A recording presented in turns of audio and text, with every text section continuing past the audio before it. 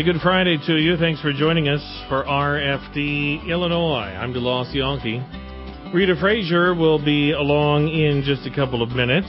Right now, though, we want to introduce this year's summer intern extraordinaire, if you wouldn't mind saying hello. Hi, I'm Carrie Slagle. And what county are you from? I'm from Livingston County. In southern Livingston County, I think, right? Yep. Now, on your way back and forth this week, and probably in the couple weeks before that, there are farmers in the family as well as all around. Has it been just hitting it hard, or what has it been like just these last few days for planting and field work progress? My dad has planted some. I actually just took supper to him the other night, so. And just getting as much in as possible this time of year. Yep. Hopefully he has maybe probably not nice things to say about it, but it's just been a frustrating year for a lot of people, hasn't it? Yeah, it has.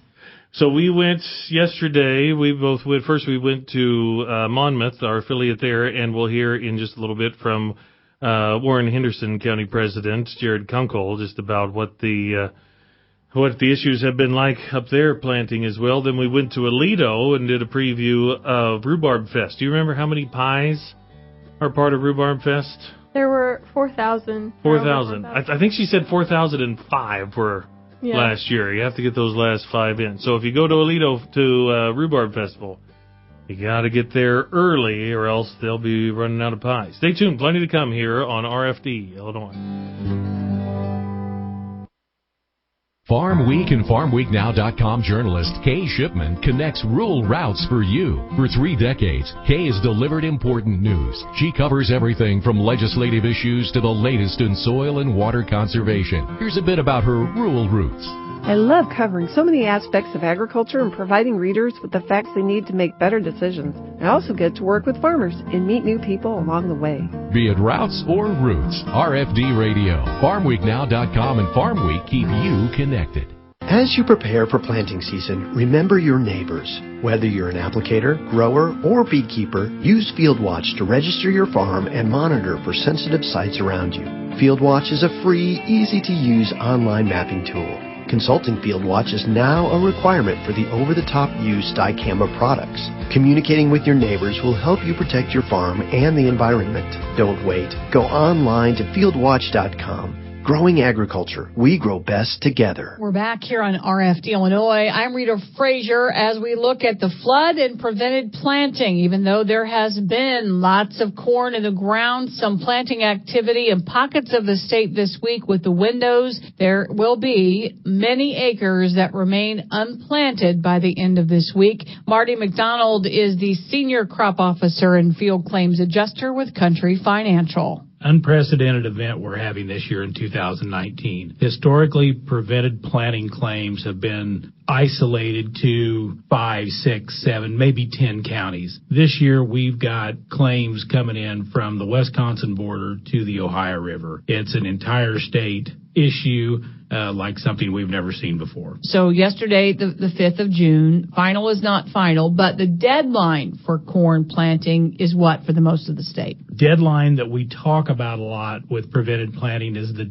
final date to turn in a claim. You have 72 hours after the end of the 20-day late planting period to turn in a claim. For the majority of the state, all the counties except the 7 southernmost, final date to turn in a timely prevented planting claim is June 28th. That is very, very important. Thinking on to soybeans, we're not into the soybean reporting time yet, but that would start in the northern third of the state June 16th and the southern 2/3 of the state on June 21st. It is too early right now to turn in a claim for soybeans. Sure, there's going to be soybean prevented acreage, but federal crop rules do not allow us to take a claim when you can still plant it and get 100% of your guarantee. Take everything into consideration here, Marty. What's your takeaway? If you think you're going to be in a prevented planting situation, there's no harm in turning a claim in right now for corn. If you turn a claim in and it ends up that you get it planted, you plant another crop in the late planting period, you plant a crop after the late planting period, then we can release the claim. There's a no harm, no foul for turning a claim in now and not going through with having the prevented planting acre. Just because you turn a claim in doesn't mean you have to have prevent. You turn a claim in for what your situation is right at that moment, and we know that your situation can change 2, 3 to 4, 10 days down the road. Marty McDonald, Senior Crop Officer, Field Claims Adjuster, Country Financial. A second webinar to address late planting is coming up June 13, 1 p.m. That event sponsored by Country and Illinois Farm Bureau. From late planting to flooding, Steve Bridge has an update from the flood of 2019 in this week's State House report. As rivers continue to push higher in Illinois, the state has brought as many resources as possible forward to hold levees and fight back high water. Where the state is really suffering is along the Illinois and Mississippi rivers. Along certain spots, the river is expected to hit historic levels, some not seen since 1943. This week, the governor activated more National Guard members to assist in the efforts, and to date, the state has passed out more than 3 million sandbags. The acting director of the Illinois Emergency Management Agency, Alicia Tate-Nadeau, says this effort has been going on for months. About 6 months ago, we walked around everybody and we said, tell us what your needs are. Tell us what it is, what your shortfalls, and what we have done is we have pre-positioned resources in those locations in anticipation of needs. For those that would like to compare this year along the Illinois and Mississippi to the historic year of 1993, Tate-Nadeau says 2019 holds some unique challenges. There are a couple of real differences between the flood of 93 and what you see today. Number one, in 1993, versus this is we have had the longest amount of time, 12 consecutive days of rainfall in an area. We have 90 days of saturation on the levees due to snow melt going all the way up into the Minnesota area. The second thing that's different from 1993, the crusts that we're talking about now are not going to just crust and then immediately go down. They are going to continue to stay there because we have both the Mississippi and the Illinois that are converging and full of water. That means that is additional pressure on those levees. Reporting in Springfield, I'm Steve Bridge for the RFD Radio Network. Thanks, Steve. And with that, DeLoss and Carrie are back right after this. This is RFD Illinois. Farm Week and FarmWeekNow.com journalist Daniel Grant connects rural routes for you. With more than 2 decades of reporting under his belt, Dan is the go-to source for farmers when it comes to commodities. Here's a bit about his rural roots. I grew up on a grain and livestock farm near Roseville in Warren County. What I love about my job is working with people, traveling across Illinois, and visiting farms along the way. Be it routes or roots, RFD Radio, FarmWeekNow.com, and Farm Week keep you connected. All Ag. All Illinois. All Now. There are a lot of smartphone apps out there, but do they have what's important to us here in Illinois? The Farm Week Now app does, and it's always at your fingertips. All Ag, all Illinois, and 24/7 where and when you need it for free. Go to your app or Play Store on your smartphone, hit search, type in Farm Week Now, that's one word, and download it today. Brought to you by Illinois Farm Bureau, where we're all about farm, family, and food. This is your RFD Radio Network 4F's report. Fuel, fertilizer, feed, and food. All sources of essential energy. Here's DeLoss Yonke. Talking food today. Summertime is grilling time. Illinois pork producers want to make sure if you're putting pork chops on the grill, you're having an enjoyable experience. Our summer intern, Carrie Slagle, explains. Recent research in Illinois is putting a chop to old cooking traditions for muscle meats and pork. Funded by the Illinois Pork Producers Association, Dustin Buller, Associate Professor in Meat Sciences at the University of Illinois, worked to study the most favorable temperature to which consumers prefer their pork to be cooked. We're interested in what drives consumption, and so as consumers, what do they prefer, what do they not prefer? Because as meat scientists, as you can imagine, we're in the business of trying to provide customers, consumers, with a positive eating experience. And if we're going to do that, then we need to understand the science behind the meat, but we also need to understand what motivates consumers. Previously, we've been taught that pork needs to be cooked to 160 degrees. Buller describes that this used to be the case because pigs had different diets. Now, however, he says, because we have more control and we have more efficiency and better animal handling and animal welfare practices, we can decide what that pig eats. By doing that, then, that allows us to have a better handle on the safety of the products, bacon and ham and pork chops, that come from that animal. And because now we can ensure a more safe product being produced inherently, we can then more safely cook that product to a lesser degree of doneness, and that directly translates to products being more tender and more juicy and more enjoyable for consumers. According to the National Pork Board and the USDA, 145 degrees Fahrenheit is now the recommended cooking internal temperature for muscle cuts in pork. To make this the new recommendation, extensive research had to be completed to ensure cooking pork muscle meats to 145 degrees with a 3-minute rest is safe. If you use a meat thermometer, use it routinely and get yourself in the habit of doing so and monitoring that internal temperature. And as long as you hit 145 degrees internal temperature and provide a 3 minutes rest, and all that means is after we take it off our skillet or take it off the grill, wait 3 minutes before we eat it, which is easy because oftentimes we're getting our sides ready anyway. Then we consume that pork chop. It's going to be very safe, and it's going to be very delicious. Dustin Bowler, Associate Professor at the U of I. To clarify, this is in reference to only the muscle cuts in pork. Other pork products, like pork burgers, brats, and sausages, still need to be cooked to 160 degrees. If you don't mind a little pink in your steak, pink in your pork chops is just fine. So, chop chop, get to it, and grill your pork chops to 145 degrees. I'm summer intern Carrie Slagle on the RFD Radio Network. Carrie Slagle, our summer intern, is from Livingston County. AAA gas prices, the national average of $2.78 is 11 cents less than a month ago, 16 cents less than last year. The diesel price is $3.07. 4 cents less than a month ago, 14 less than last year. In Illinois, the regular and diesel price are exactly the same, $2.95. For regular, that's 6 cents less than a month ago, 11 less than last year. And for diesel, 2 cents less than a month ago, 17 less than last year. Other states for regular, Missouri $2.52, Kentucky $2.59, Iowa $2.65, Wisconsin $2.78, and Indiana $2.80 per gallon. That's this week's 4S Report. Tune in next week for all of the latest fuel, fertilizer, feed, and food trends and essential energy information.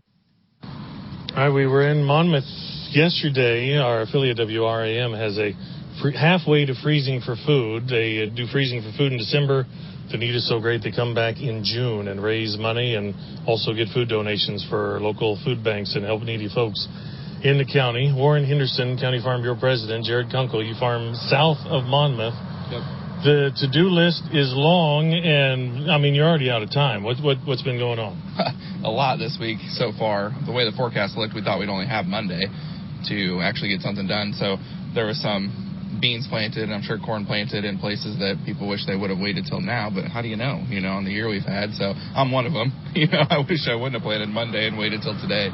But, yeah, you got guys planting corn, planting beans, replanting corn, post-spraying corn, pre-emerge corn spray, trying to get burn down on for what's going into beans. And then you got people side dressing too, trying to get nitrogen on because we just don't know how many days we have or what the case is. So, for me, I've been post-spraying corn yesterday and hopefully finish up today. And then, to replant some tomorrow. And then hopefully my last field of beans will have enough water off of it that I can get the majority of the field planted. Is there necessarily a day? I mean, it may depend on what happens this weekend, but do you have a drop-dead date for corn? I guess for me, for corn, I just have 40 acres that I couldn't get to since day one. And I tried. It was the last thing I was doing before I switched to beans, and I just couldn't get to it. It just was too muddy. I would say for me that one's out of the question. It's whether it's in the middle of a field, whether it goes to soybeans. My problem is the other 40 acres I've planted in that field, I bet 20 of it are drowned out. So there's going to be replanting there. So I can't say a drop dead. For me, I would say I'm pretty much done with corn, and I'll just keep going on beans and replant corn where I've got corn in the ground already and where I've sprayed it. When it was 1st of May, it's May 5th, that's okay. But then when you said, oh my gosh, it's Memorial Day, it's a month to remember and forget all at the same time. Yes, exactly. I've got some out-of-state landowners, and I remember calling them and explaining what was going on because it's their field. It doesn't have the 40 acres of corn planted. And I just said, I'm like, just to give you an idea, we had a half a day in May to actually plant. And it was still marginal at that for that half a day for us in this area. A lot of hours at this point, so be safe out there. It is a lot of hours, and yeah, I'm just stressing patience with everybody because everyone's in this situation. Retailers, seed. Yeah. I mean, seed dealers have been scrambling trying to get seed, earlier season stuff. Like I said, the retailers. I was talking to one of our local ones, and he said they've only had 3 days since March. This was a couple days ago, but 3 days since March they could run all 4 of their sprayers. Jared Kunkel, president of Warren Henderson Farm Bureau in Monmouth, as we break for markets and weather.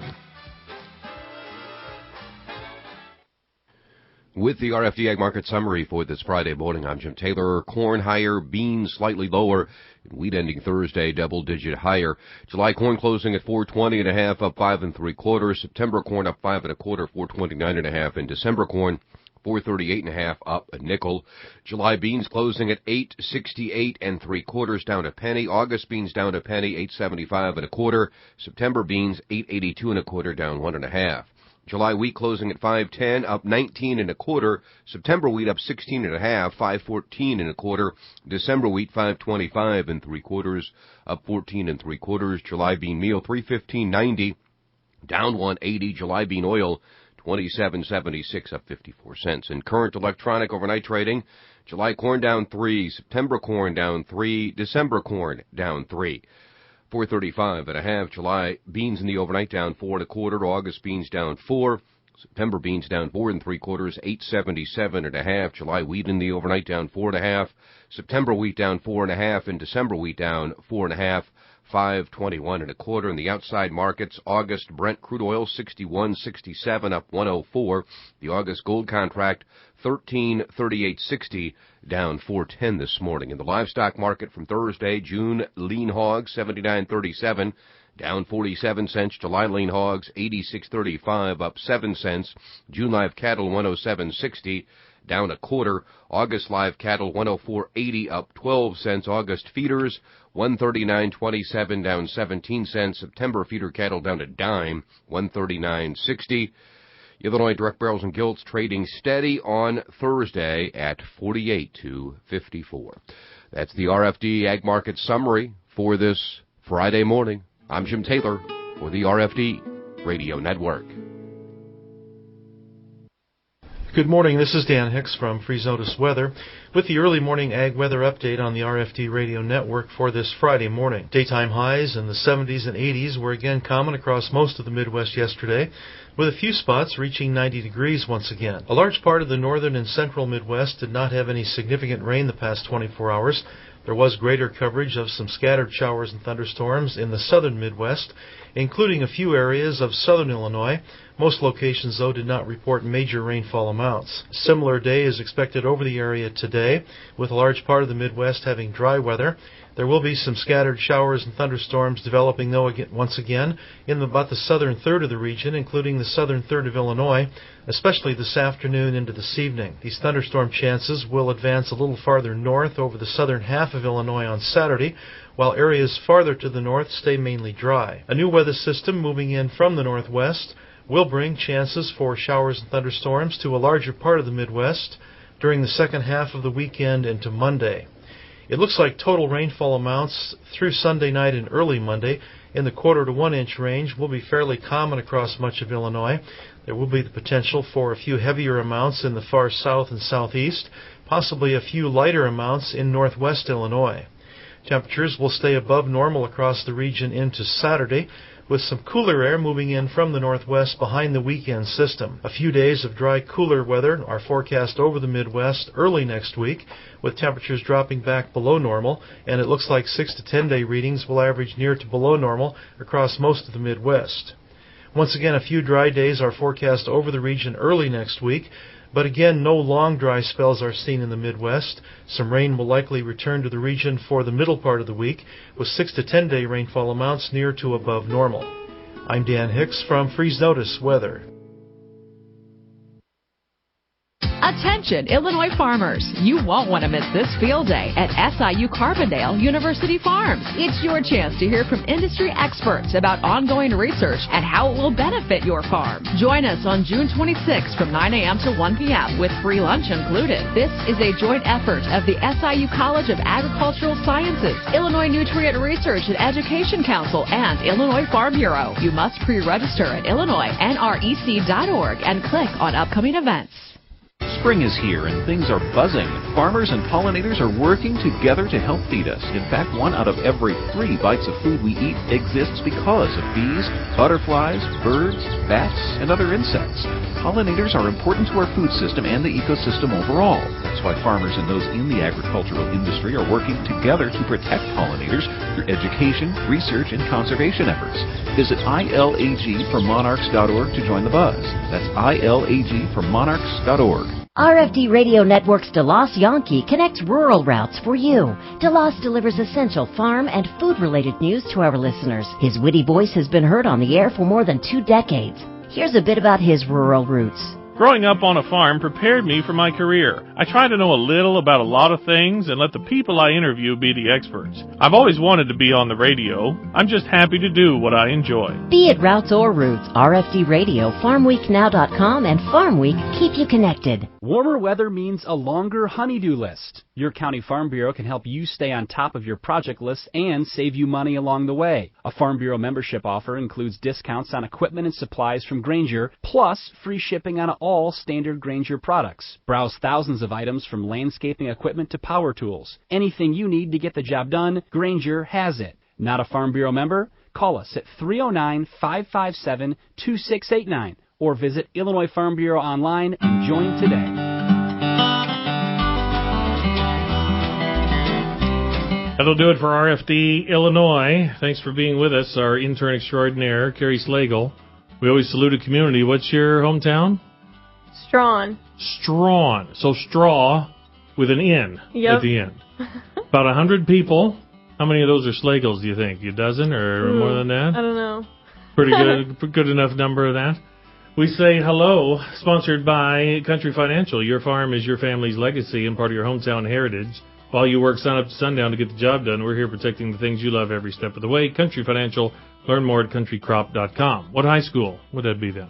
Prairie Central High Prairie School. Central. What's the mascot? Hawks. The Hawks. How about that? We say hello. For Rita Frazier, for Carrie Slagle, I'm DeLoss Yankee. Have a great Friday.